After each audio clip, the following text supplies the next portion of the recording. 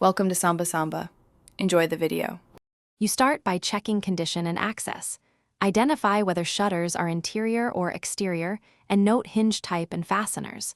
Once you have tools and replacements, remove one screw to test hinge movement and mark orientation with a pencil. Make sure to support the shutter while loosening remaining screws so it doesn't drop. You'll understand where wear is concentrated and whether hinges, slats, or tracks need replacing. This early inspection saves time and prevents surprises when you move to repair. You now focus on the mechanical fixes. Remove worn hinges and fit the new ones, aligning holes and using the original screw pattern. Make sure to pre-drill pilot holes to prevent wood split. Once done, tighten screws just snug to allow slight movement. If slat tilt is off, adjust tilt rods and reseat pivots. Lubricate pivot points sparingly to reduce friction without attracting dirt.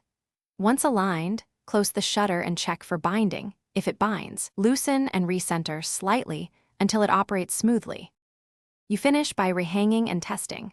With the shutter supported, install final screws and use shims to level gaps top and bottom for even travel.